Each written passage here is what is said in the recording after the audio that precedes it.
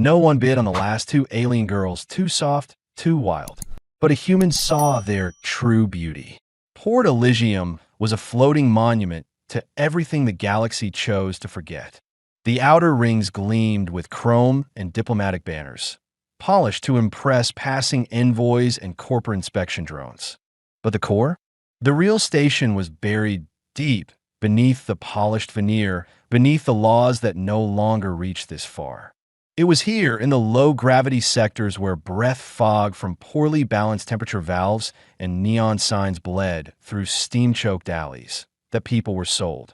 Willie's boots scraped over rusted grating as he turned down the wrong corridor again. He hadn't meant to come this far into the bio-auction sectors.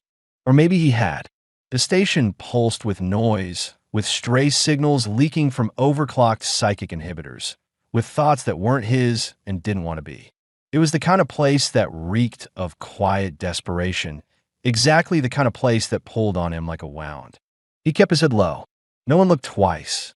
The empath who once stitched broken minds back together for high command had no name down here. He liked it that way. It wasn't supposed to be today.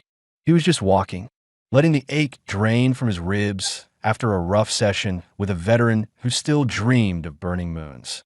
But then a tremor brushed across the base of his spine, subtle, invasive, like someone breathing too close without touching.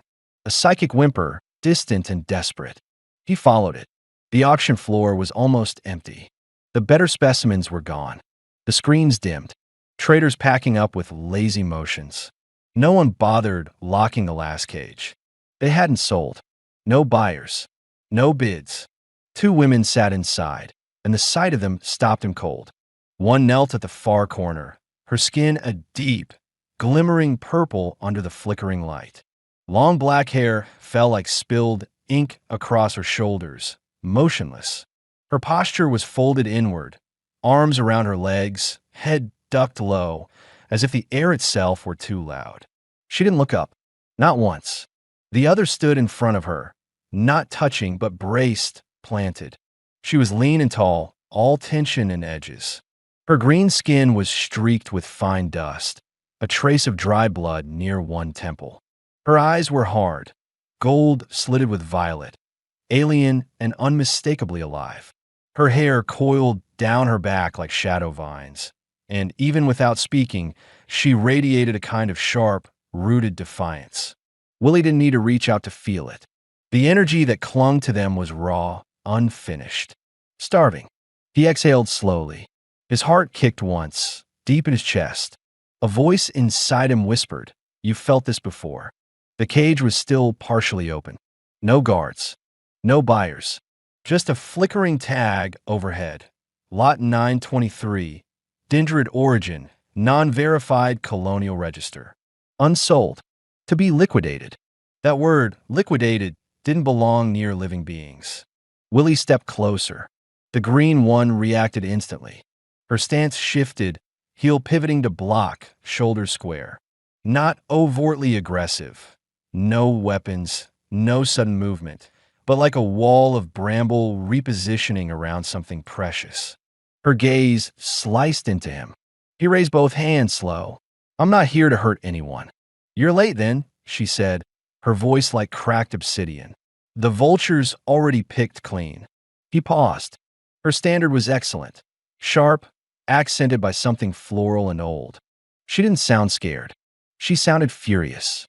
"Why didn't anyone bid?" he asked carefully. She gave a dry laugh. "Too soft," she said, nodding toward the purple one without taking her eyes off him. "And me? Too wild." The smaller one, Anya, he learned later, shifted slightly at the sound. Her fingers twitched. Her face stayed hidden. Willie took a step closer to the cage's edge. The heat from the corridor thinned here, replaced by the bitter chill of unregulated airflow. He felt their minds brushing against the edge of his perception, like roots reaching through cracked soil. "She's not soft," he said gently. "She's just hurt." The green woman narrowed her eyes. "And you're what? Another trader in empathy? You gonna buy a good sob story?" "I don't buy people," he said quietly. "I help them." "Help," she repeated, like it was a slur. "I can get you out," he said. "Both of you." There's a door 2 levels down and a clean corridor. I have med access. No one will stop me. Med tech. Her tone sharpened. No, you smell like dreams. Like people who pretend to know pain and call it treatment. I don't pretend. He meant it. The silence that followed stretched thin. The pressure in the air flickered again, her instinct pushing at him psychically, like thorns probing a wall for cracks. Willie stayed still. That was the trick. Not resisting, just letting them feel him. Not just the surface calm, but the fractures underneath. The child who hadn't been taken when the orphan ship crashed. The quiet whisper, someone should have helped me. Something shifted in her eyes. Not trust, but pause. The purple-skinned one let out a soft breath, barely audible. Not speech, but an opening. That was enough. I'm called Willie, he said, voice low. You don't have to tell me yours. The green woman stared at him. She didn't move. Then, slowly, she bent toward her companion and helped her rise. It wasn't graceful. The other woman's limbs wavered, and she blinked like the light itself was violence. Willie didn't step in. He only waited, 1 foot behind the other, ready to guide but never pull. When the 2 women reached him, he turned. They followed. The walk back was tense. Willie's senses remained high. Something was watching, eyes behind a half-closed shutter, a lens flickering just a second too long.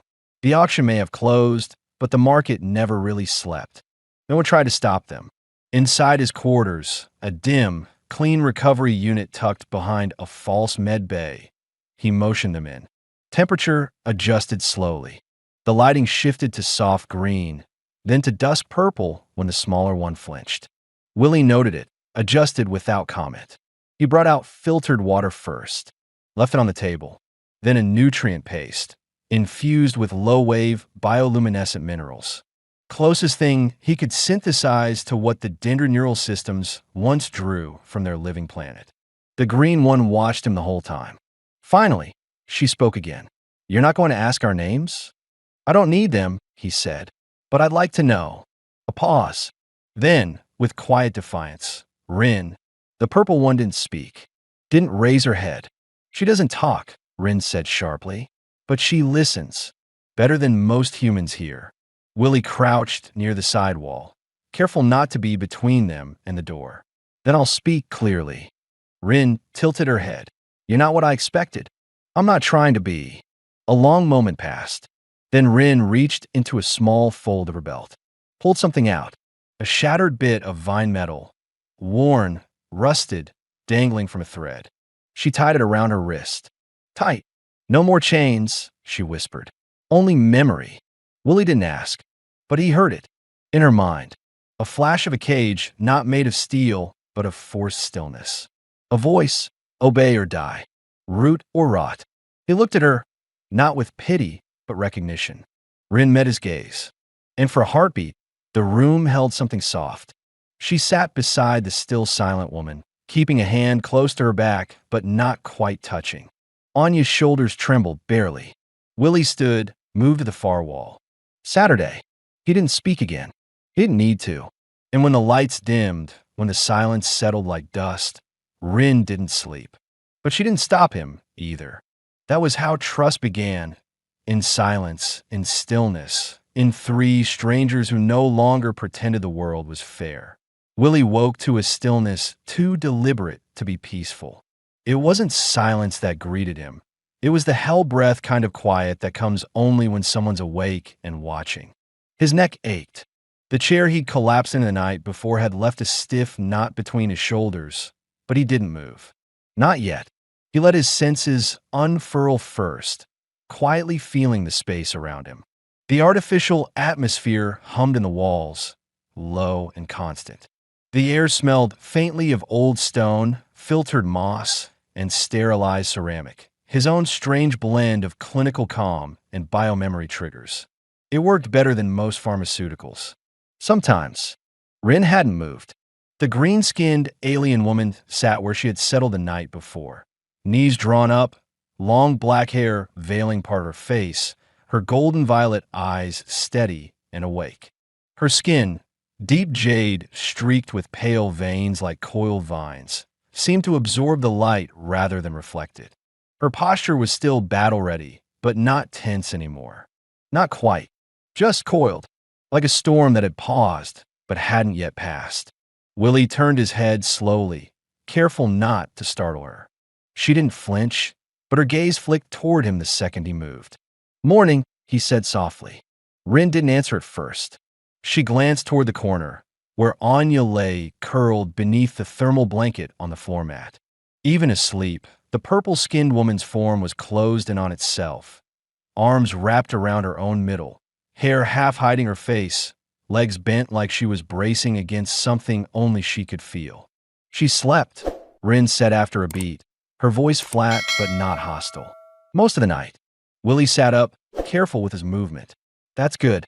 She cried in her sleep. That made him pause. He nodded once and stood, stretching the stiffness from his arms. "She'll need more than sleep." "She's starved." "Not food-starved," Rin replied. "She's used to hunger. This is something else." "I know." He moved to the corner unit and keyed in a nutrient sequence, the console blinking softly. "It's psychic collapse. Her neural rhythm is unstable, severed from her source network, but still resonating with ghost feedback." Rin stood and approached him. Her movements were graceful but heavy, like a large cat moving through shallow water. Her voice was low. "You're guessing." "I'm trained," he corrected. "But yes, some of it is intuition." She didn't like that. He could tell. She crossed her arms, her green skin catching the light in intricate textures, like bark softened by heat. "Guess wrong," she said, and she breaks further. "I'll make sure you understand what that means." "I understand," Willie said. "More than you know." The dispenser chirped, and he retrieved a warm bowl of soft starch blended with bioadaptive vine protein, a gentle nutrient paste designed for delicate alien digestive systems. Beside it, he added a cup of thick root infusion, low stimulant, high mineral, brewed at body temperature. He placed both on the small table between them and stepped back. Rin looked at the food, then back at him. "You really don't expect us to eat this without testing it?" "Wouldn't be offended if you did," Willie said, sinking back into his seat. "But if I wanted to harm you, I'd have done it when you were exhausted, and I wouldn't have cooked first." Rin's lip twitched. Not quite a smirk, more like an involuntary release of pressure. She stepped forward, picked up the bowl, and took a cautious sip. She paused, processing. "Almost right," she muttered. "Tastes like root broth from the low colonies. Less ash, less bite." "Didn't have ash," he said. "Didn't think you'd miss it." Rin grunted. She drank more, slower now. Her breathing leveled out as the warmth hit her core. She didn't say it, but her shoulders relaxed a fraction. "I thought you'd fall asleep," she said after a minute, sitting on the floor beside the reclined Anya. "I did," Willie answered. "You didn't." "Couldn't." She tapped her temple. "Noise." He understood. Not noise like sound, but noise like memory, like trauma that still itches under the skin even when nothing touches you. They both looked at Anya. The purple-skinned woman hadn't moved, but her breathing was more even now. There was something deeply otherworldly about her, skin like smooth dusk, glowing faintly even in shadow. Her long black hair draped across her collarbone, still tangled, still damp at the ends from recycled mist in the air filters. She hadn't spoken once. "She doesn't talk?" Willie asked gently. "She hasn't, since the fall," Rin said.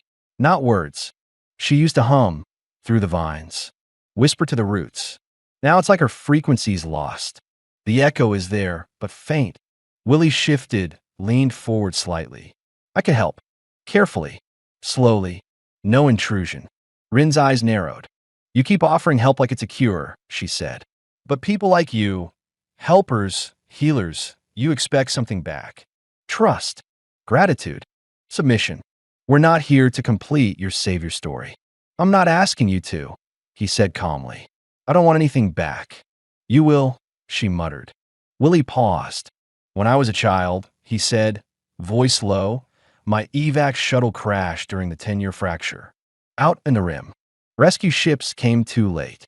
One of them scanned the wreckage and left me. Alive, but too far gone to risk a medbay seat. That's how the system works. It takes what's efficient." Rin looked at him. I don't work for the system, he finished. The silence that followed wasn't cold. It was curious. Anya stirred. Both turned. She blinked, slowly, and then her gaze wandered to the table. Her pupils dilated, locking on the bowl. Rin moved fast, gentle but firm. She took a piece of the soft meal in her fingers and brought it near Anya's lips. It's warm, she whispered. No acid. No chemicals. Anya didn't react. Then her hand twitched, then opened. Rin placed the food in her hand. Anya lifted it, shaky, and brought it to her mouth. She bit too fast, reflex more than hunger. She choked slightly, gasped, then forced herself to slow. Tears slipped down her cheeks without warning. Willie didn't speak. He only watched. Anya didn't cry loudly. Her body barely moved, but her shoulders shook once. Then again. She kept eating, little pieces. Her fingers trembled the entire time. She remembers taste, Rin said quietly. She remembers what it meant to feel alive. Willie blinked, throat tight. She's not broken, he said. She's buried, Rin corrected, under grief. They sat there in silence for several minutes. Three beings who shouldn't have been in the same room, sharing warmth like a fragile truce. Eventually, Rin looked at him again. You're not afraid of us. I've seen worse. Have you, she asked. You don't know what we become when we fully wake. Maybe, he said, but I know what we become when we're believed. That finally made her pause. Not retreat, not surrender. Just pause. She looked down at her own hands. One was still stained with dried plasma from the holding cell. She flexed it once, then leaned her back against the wall, letting her head rest against the smooth ceramic. Anya finished her food slowly. Her eyes fluttered shut. Her lips moved, almost imperceptibly. Not a word, a note, a sound. So faint it was like the hum of a distant memory, but Willie heard it. A single psychic frequency brushing his mind like a petal across skin. It was enough. He closed his eyes and let it resonate, small and soft, inside the hollow parts of him that remembered what it meant to be left behind. She wasn't speaking, but she was answering.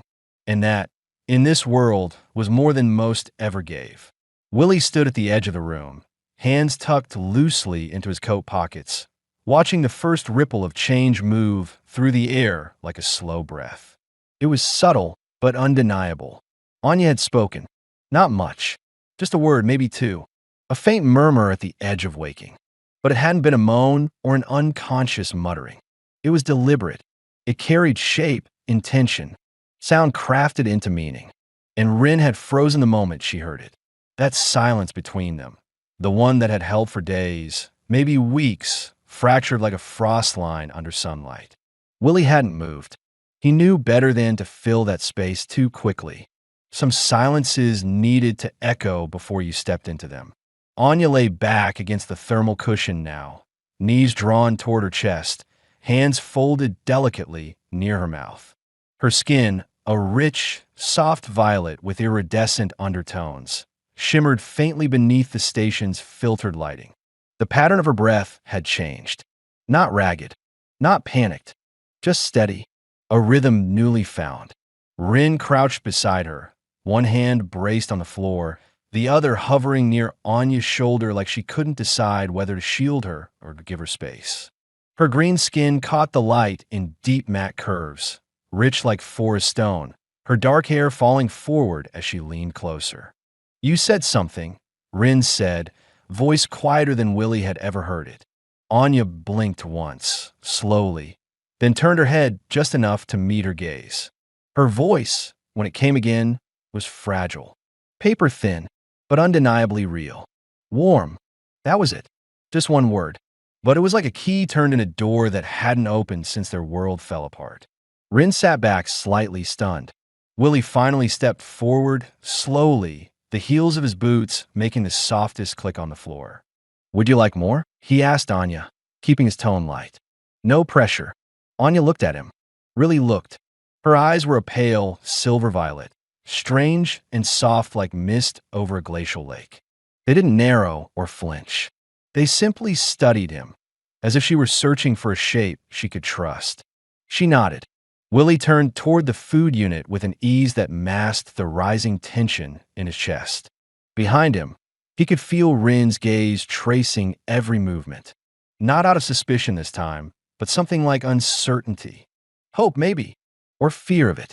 As the dispenser warmed the next portion, Willie said without turning, she spoke. That's a milestone. She hasn't since they cut the vines, Rin murmured. Not once. Not in captivity. Not on the transport.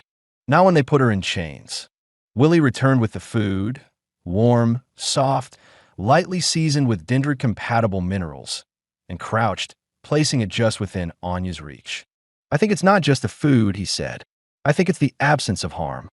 Anya didn't reach for the food immediately. She stared at it, then at him. Her expression was unreadable, but her hand moved slowly, steadily, and she took the bowl. Rin didn't move. She looked disoriented, not in a dangerous way, just lost in the surreal fact that something had shifted and the world hadn't collapsed in response. You did something, she said, not quite accusing. I didn't reach in her mind, Willie said, sitting back on his heels. She wasn't ready, but I grounded the room, filtered the background psychic noise. She wasn't being screamed at anymore. The station? Rin asked. The universe, Willie replied. Anya took a bite, measured this time. She didn't choke. She chewed, swallowed. Close her eyes. Let the warmth settle. She hears less now, Rin said. The silence was too much at first, but now, maybe it's not so sharp. Silence is neutral, Willie said. Pain turns it cruel. Safety gives it peace. Rin didn't answer. She only looked at Anya like she was trying to memorize her face, as if it might vanish again at any second. After a while, Anya spoke again. Her voice was still fragile, but she looked directly at Rin this time. You didn't sleep, she said. Rin blinked, then scowled faintly. You were busy surviving. One of us had to stay useful. Anya smiled. Faint, quick, but real. Willie sat down fully on the floor, legs crossed, watching the two of them. He didn't speak again. He didn't need to. The room had changed.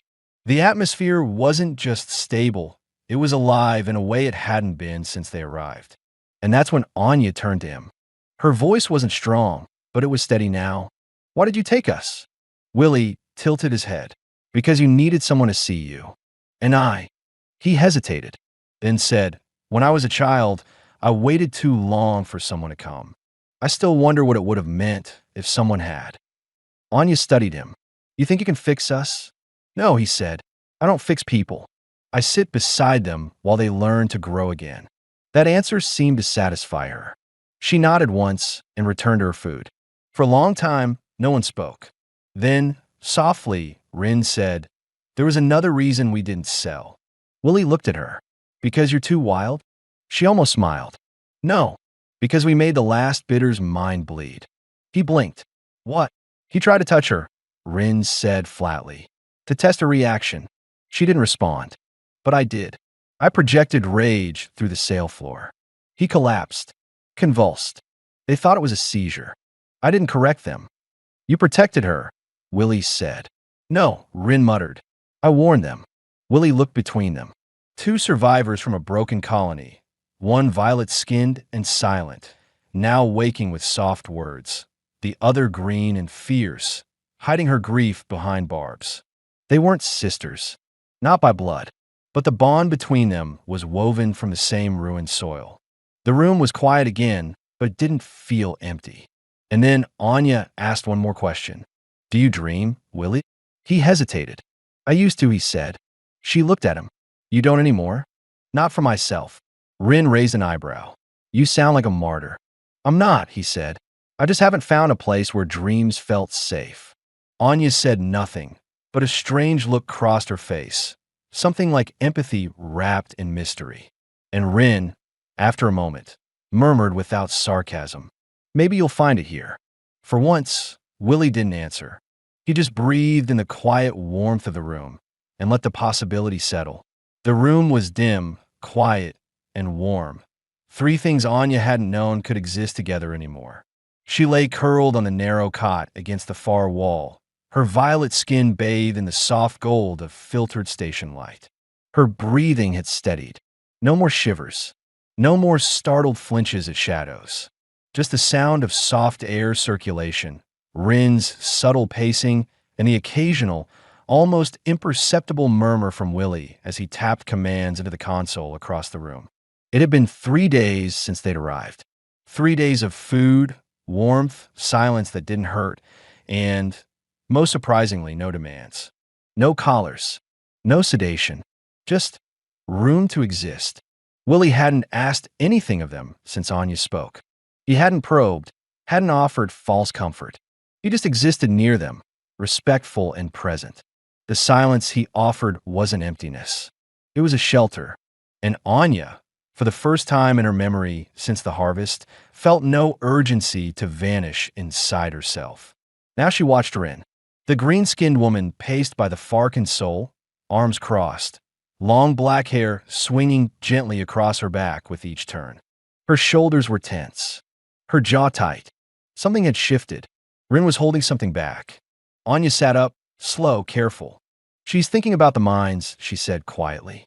Willie turned slightly at her voice, surprised. Not because she spoke. She had been speaking in short phrases since yesterday, but because of her tone. It carried weight. Memory. Rin stopped, turned. Anya met her eyes. "You haven't said it out loud, but I feel it. That place. I don't want to talk about it," Rin snapped. Anya didn't flinch. She only looked sad. "I do." The silence that followed felt different from the others. Not fragile. Not hostile. Just necessary. Willie moved slowly, pulling a padded map from beneath the supply bench and laying it beside Anya's. Then he sat, not too close, and waited. Anya's voice was soft but clear. "I was a vine chorus before the fall, a memory threader. I helped cultivate resonance in the inner roots.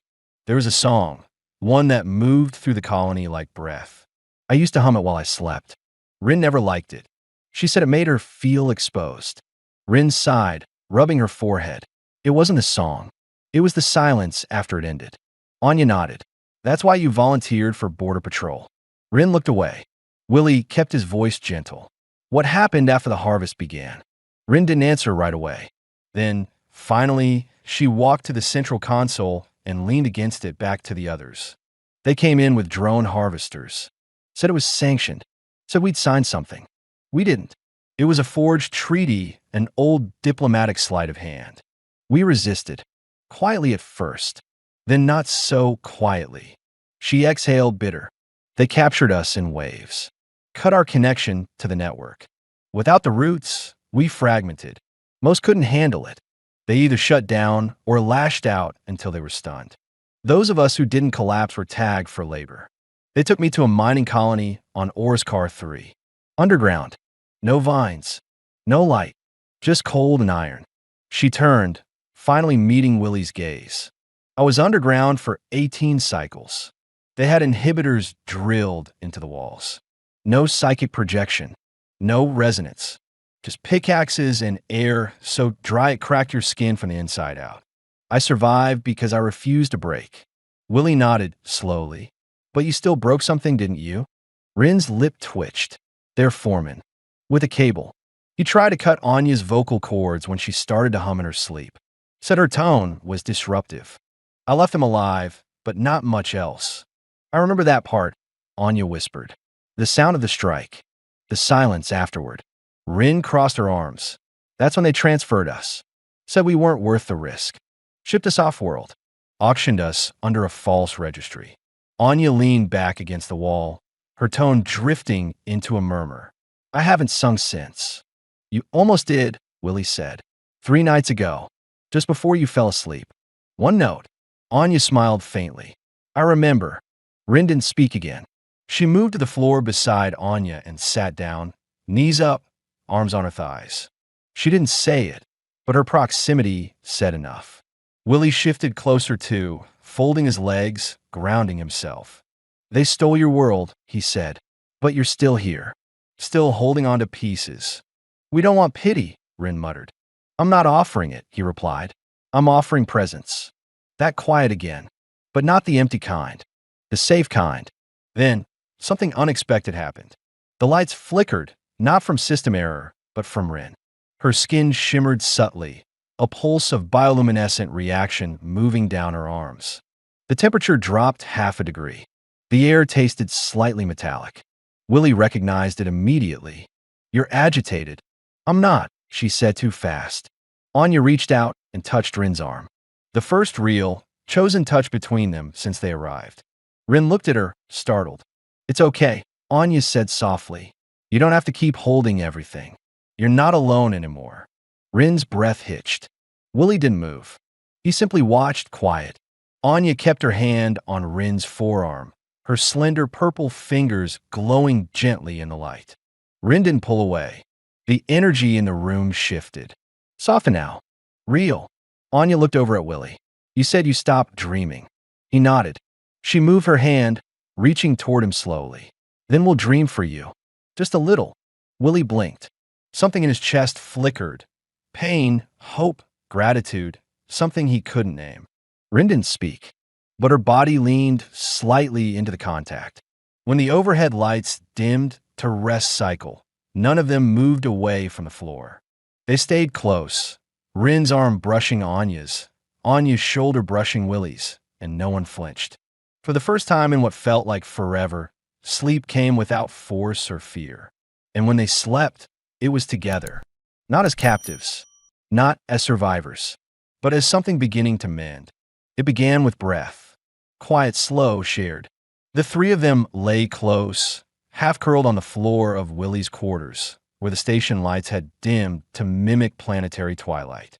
The walls whispered with the steady hum of life support systems, and the recycled air carried the faint scent of moss oil and warmed root broth. Rin's shoulder pressed lightly against Willie's, not as a conscious gesture, but something that had simply happened, and neither of them moved to undo it. Anya's head rested on a pillow between them, her violet skin glowing faintly in the low light, hair splayed across the synthetic mat like spilled ink. Her eyes were closed, but she wasn't asleep. Her breathing was too measured, her fingers curled slightly inward like she was holding a thought. The silence wasn't awkward. It was full of memory, warmth, and something else, something that had crept in slowly, quietly, like light through a cracked door. Connection. Willie had felt connection before, through psychic threads, shared dreamscapes, even the raw exposure of trauma work. But this was different. This wasn't about entering someone else's mind. This was about being allowed to stay in their presence. Uninvited, but not unwelcomed. He shifted slightly, careful not to disturb the fragile stillness. But Rin's voice came, low and drier than usual. "You're warm, human." He glanced at her. "Not too warm, I hope." Her green skin reflected the golden light in subtle, earthen tones, moss and copper and stone. She tilted her head toward him, one brow arched. "If I were uncomfortable, you'd already be across the room." Willie let a small smile tug at his mouth. "Good to know." From between them, Anya exhaled softly. Her voice came like silk through the dark. "I like it." Both of them looked down at her. "I like being close." Rin didn't speak right away. She looked at Anya, something unreadable in her eyes, then reached out and brushed a strand of hair away from Anya's face. It was the gentlest thing Willie had ever seen her do. "You didn't before," Rin said. "I didn't remember how," Anya replied. Her silver lavender gaze shifted to Willie. "But he feels stable." Willie blinked. "I think that's the first time someone's called me that." "You're not like the others," she said, simple and clear. Willie looked between them. Two survivors, so different in their energy, one fierce, grounded like deep root systems, the other soft and luminous, as if her very presence hummed at a higher frequency. And both somehow had let him in. He felt their proximity not just in the physical sense, but psychically, two distinct emotional fields brushing his own. Rin's was guarded, but no longer spiked with hostility. It pulsed with restraint. Anya's was wide, open, tremulous, a kind of trusting uncertainty that made him ache. Rin spoke again, quieter this time. "Most males stare at our skin, our bodies. They want to touch, claim." "I know," Willie said. "I saw it on the auction floor." Rin nodded once. But you didn't flinch. Not when we showed you what we could be. I don't flinch from strength, he said, or softness. Anya's fingers moved. She reached up and brushed her hand gently over Rin's forearm, then turned it to rest against Willie's. Willie froze, not because the touch startled him, but because of what it meant. She was the one reaching out. Anya, the one who hadn't spoken, hadn't looked up, hadn't eaten for days. And now her hand, cool and light, was resting against his chest as if she belonged there. I don't understand everything you are, she whispered, but I feel safe here. He looked into her eyes. That's enough. Rin didn't pull away, either. She watched the contact happen. Her gaze narrowed, not in suspicion, but in calculation. Testing him. Testing herself. You're not afraid of this, she said.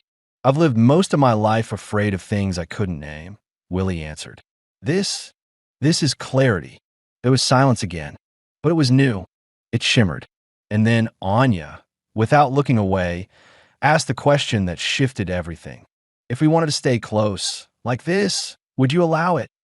Willie swallowed. Yes, even if it meant more than comfort.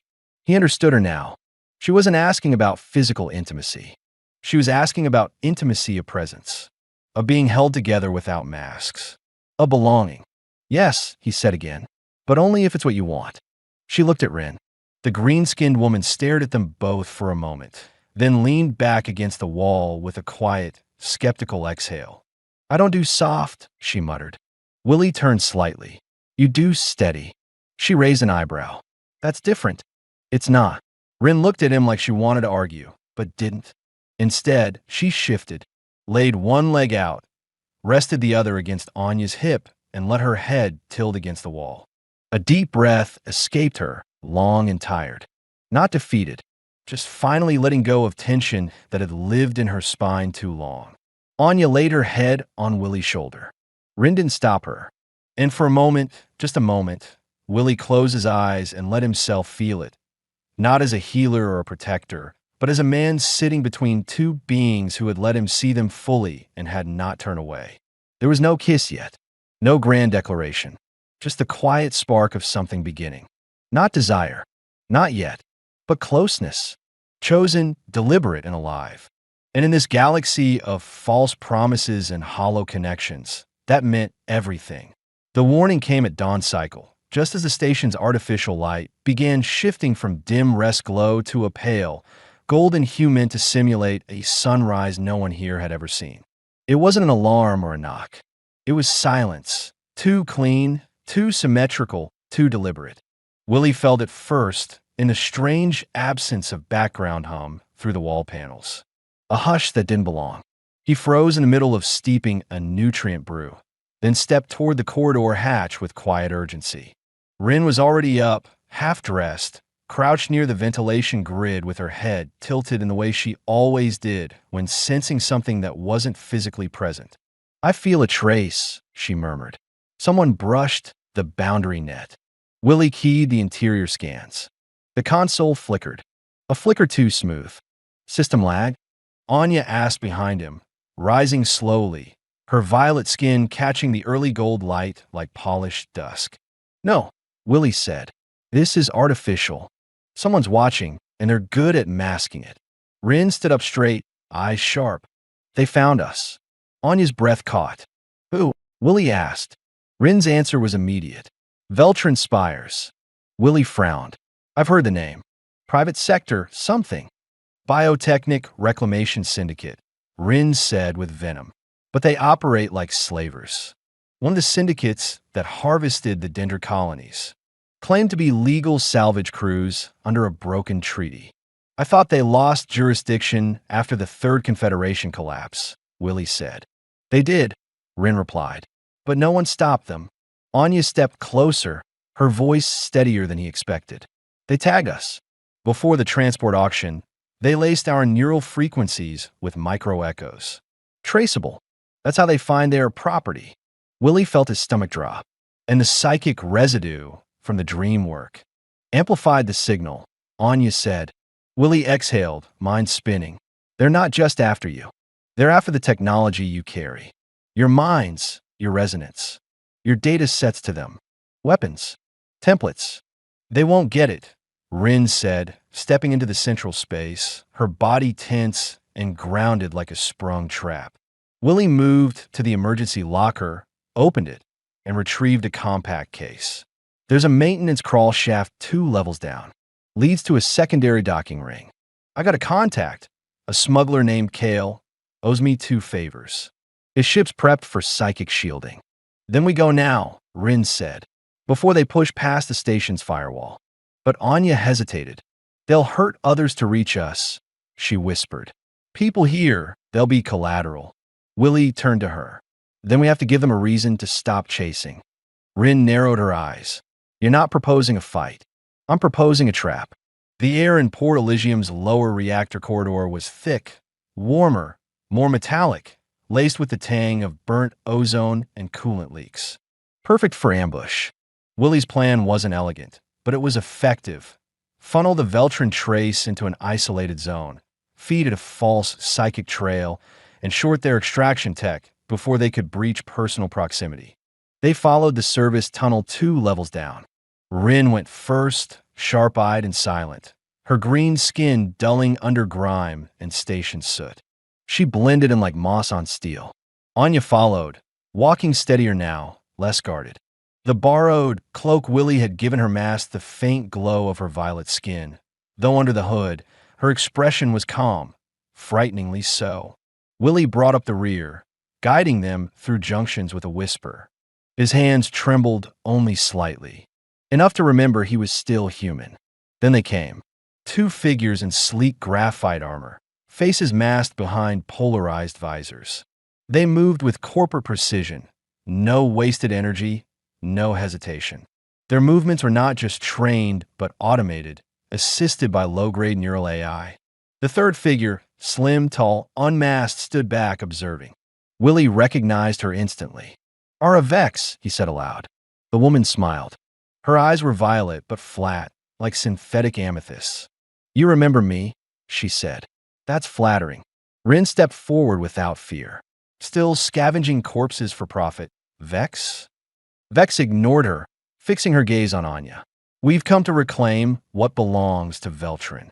I don't belong to anyone, Anya said. Her voice didn't waver. Her words carried through the hall like wind through stone. I watched you scream when they cut the vine, Anya added. You wore the tech, but it rejected you.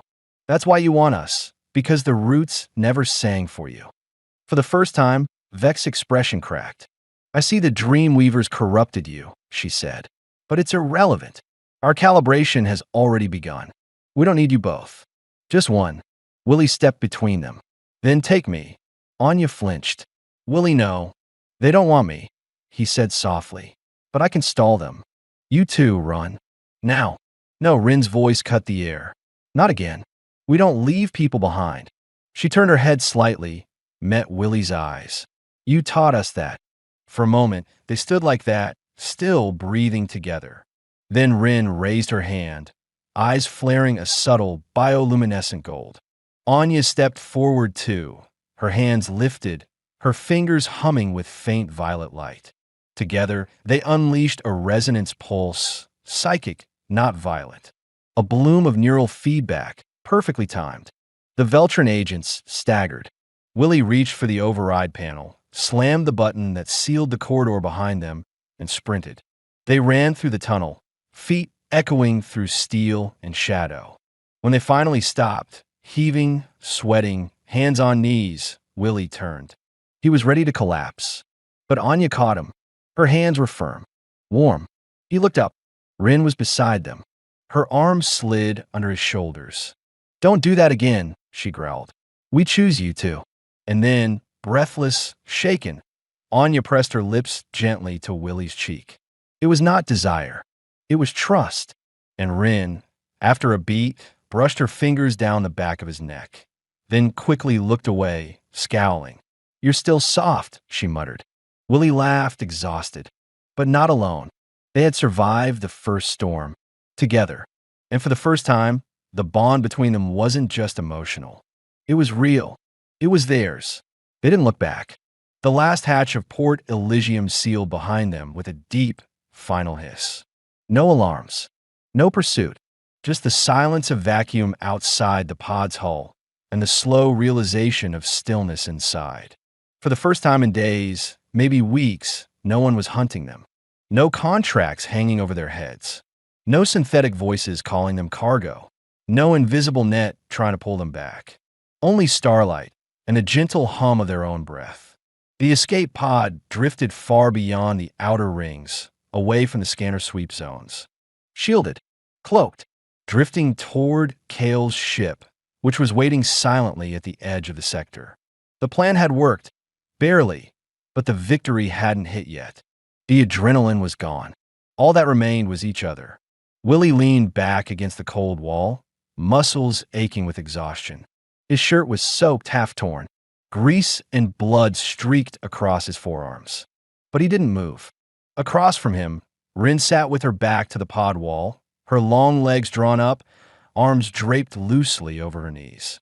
The green of her skin looked almost bronze in the emergency lighting, shadows pooling beneath her collarbones. Her breath was steady, but she was staring at the floor like it might shift beneath her. Like peace was just another trap. Anya was closest to the viewport. Her violet skin shimmered faintly in the dim amber light, hair falling in gentle waves across her back. She sat folded in on herself, quietly watching the stars.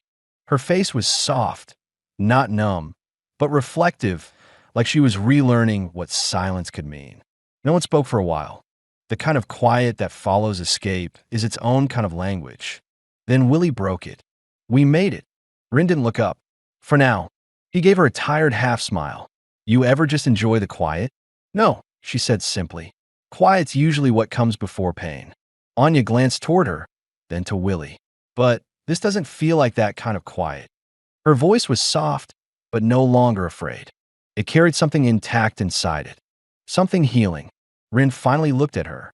You trust him that much? She asked, not accusing, just curious. Anya nodded. I do. Willie turned to Rin, his expression calm. And you? Rin didn't answer immediately. Her gaze drifted between them, studying their closeness, the way Anya's hand rested so casually on Willie's knee, the way his shoulder leaned slightly toward her. Finally, Rin let out a long, slow breath. I trust what we do together. That's more than I've trusted in years. Willie nodded. That's enough. He shifted, not away, but toward, offering space, presence, not pressure. And it was Rin who moved next. Not a sudden gesture, not romantic, not dramatic. She just let her shoulder brush his. Solid. Real. Like a tree root finally letting itself grow around another. I still don't know what to call this, Willie murmured. Anya's head tilted. Do you need to call it anything? He thought about that. No, I guess not. She leaned into him. Her hand slid to his chest, resting just above his heart. Then don't. They stayed like that, a tangle of limbs and breath and unspoken relief. And then, softly, almost imperceptibly, Anya said, I used to dream of roots. Rin turned slightly, listening. Long ones, Anya continued, that reached down past metal and soil into something older. I didn't know what they were connected to. I just knew I wanted to follow them. She looked up at Willie. I think I know where they were leading now. He felt something in his chest tighten, not with fear, but with recognition. Not a wound, but a scar aligning with hers. Rin's voice cut through the stillness next. When they took my collar off, they thought they freed me. But the weight didn't leave. It was still here. She tapped her sternum, and here. She reached behind her neck and unclasped something. A thin, broken chain, blackened with corrosion. She held it out in her palm, staring at it. No more chains, she whispered. Then she looked at Willie. But I'll wear memory. That's different. Willie reached out and took the chain, not as a symbol of possession, but of shared history. He closed his fingers around it, then reached toward Rin, curling the broken piece gently into her palm. Then we carry it together, he said. Anya's eyes brimmed, but she didn't cry. Not anymore. She just leaned forward and pressed her lips to Willie's cheek. Longer this time, not as a question, but as a claim. Rin watched. She didn't speak.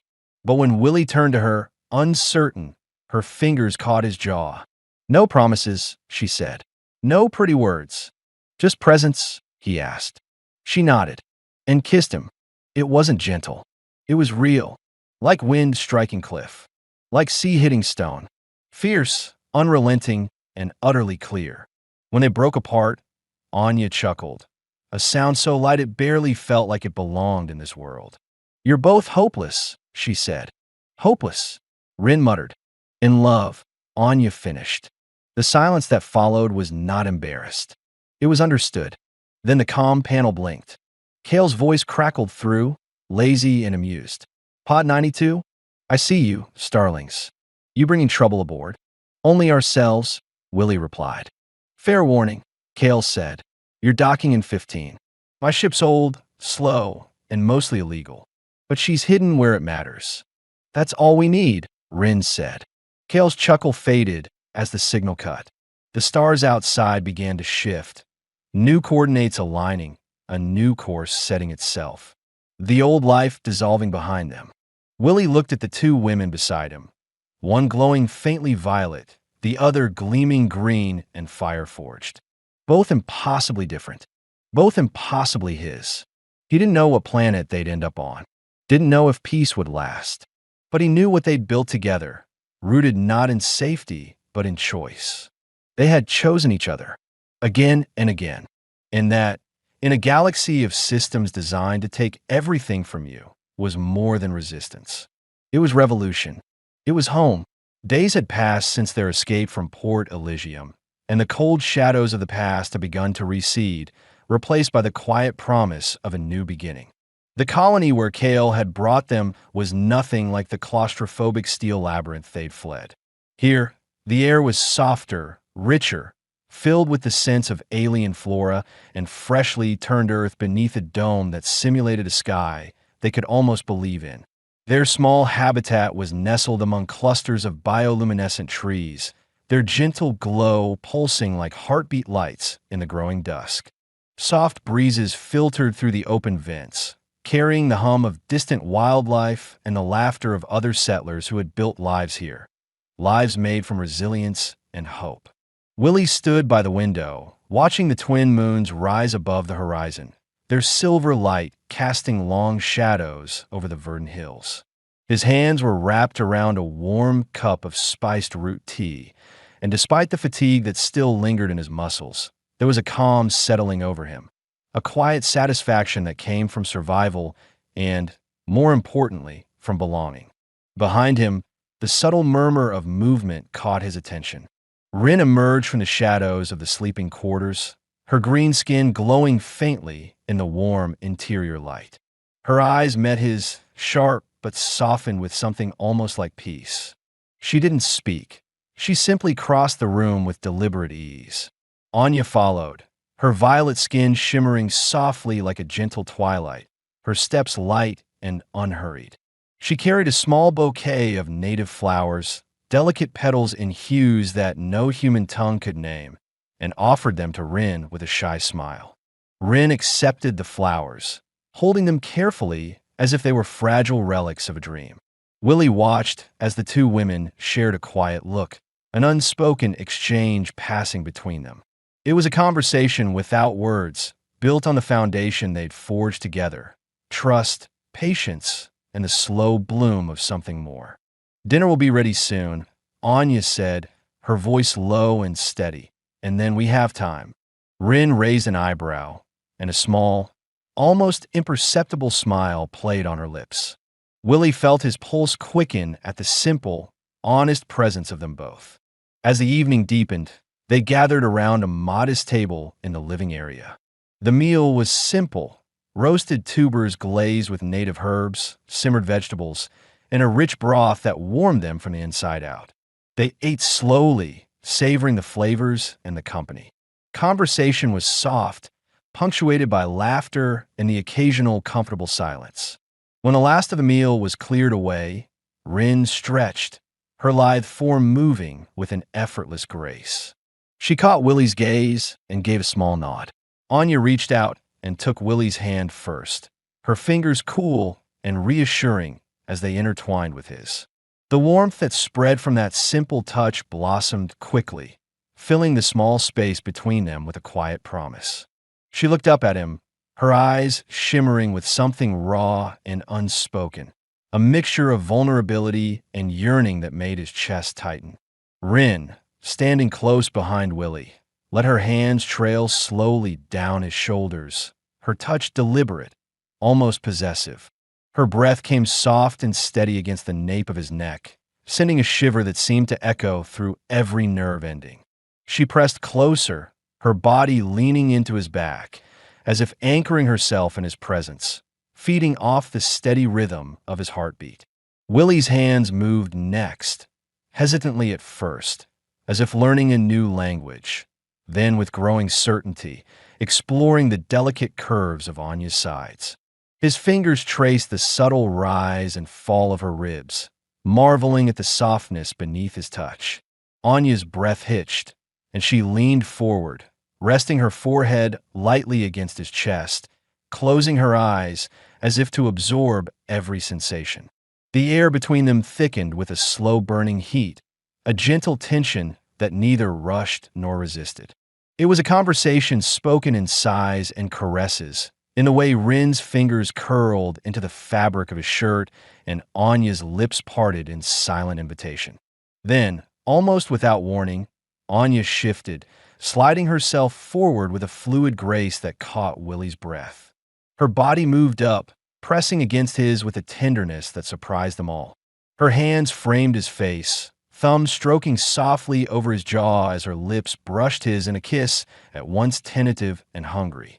Willie's arms lifted, cradling her as she settled atop him, a position both new and exhilarating for Anya.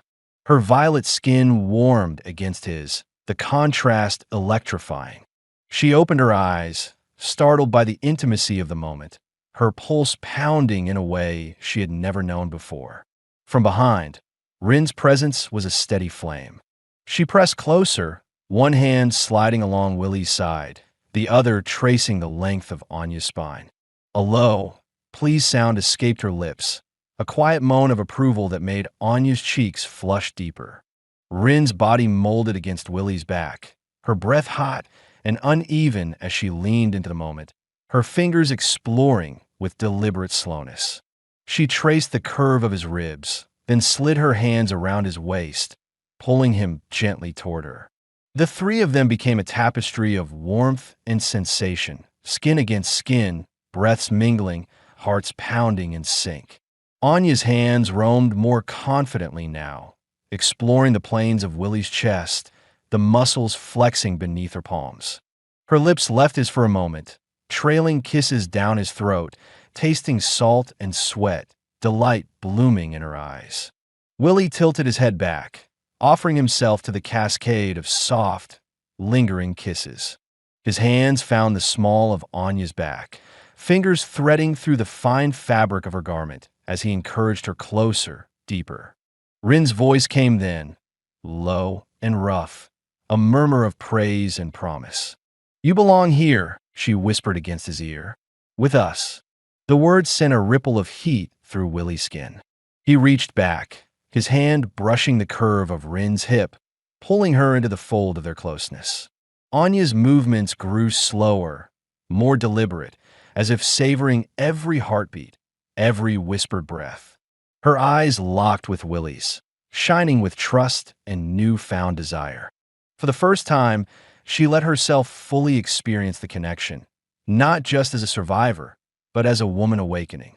Behind her, Rin's hands traced the contours of Anya's sides, fingertips dancing lightly, igniting sparks that traveled in shimmering waves across her violet skin.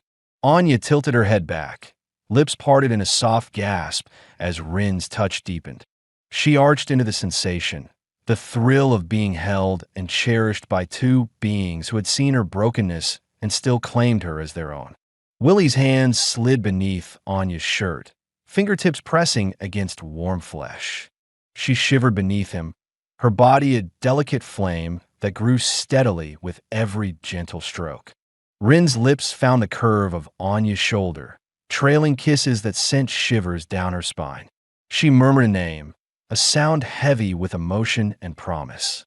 Anya's fingers curled into Willie's hair as she lowered her mouth to his, their kiss deepening, slow and intimate. The world outside ceased to exist. Only the three of them remained, intertwined in a shared moment of discovery, trust, and unspoken devotion. Rin shifted, her body pressing more firmly against Willie's back, her breath hot against his skin. She let out a quiet moan that echoed through the small space, a sound of pure pleasure and surrender. Anya's hands moved to Rin's hips, pulling her closer, drawing the trio tighter into a living, breathing whole. Willie's hands slid up Anya's back, over the curve of her spine, settling at the nape of her neck. He held her there, steady and sure, as their bodies moved in slow, deliberate harmony. For Anya, it was an awakening, a moment of surrender not to passion alone, but to the profound safety and love she had found in these two souls. She tilted her head, lips brushing along Willie's jaw before turning to meet Rin's gaze. Their eyes locked, fierce, tender, and full of promise. Rin smiled, her fingers tracing light patterns along Anya's skin, sending ripples of delight through them both. Time slowed. Breaths came faster. Hearts beat louder. And beneath the gentle, steady glow of the colony's ambient light, three bodies moved together, not in haste or need, but in a slow-burning dance of connection, desire, and profound belonging. It was a moment neither would forget, a beginning written in a language of touch, trust, and the quiet power of chosen intimacy.